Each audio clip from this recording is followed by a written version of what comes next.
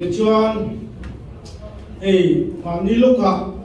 partiyan intive tak pakhat amero chu LADC in thamte VC in thamte local council in thamte an boruak niam takatlata an leader berin election manifesto te hi chu election do na party tinin thil tha jong jong kan lor khoma kan siam mai jela lom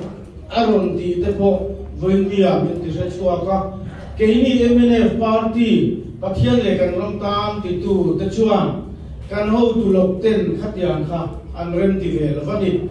chuan chon India kan manifesto tlang zar tur kan ron khor phum ve ta ka bo hi kan ti the nge tu kan lo experience to kun tum ngal yam kha MNF party na सरकार ना कन सियाम तो एन चौजेल ले स्टेट ना कन सरकार ना एन चुमा उलु तकदुआन कन तीथे ने तू वैन्य कन कैंडिडेट ते थिंगते ना कन थिन रोल रोला कन होम वा कन ना थोक पर तू रखा अनिया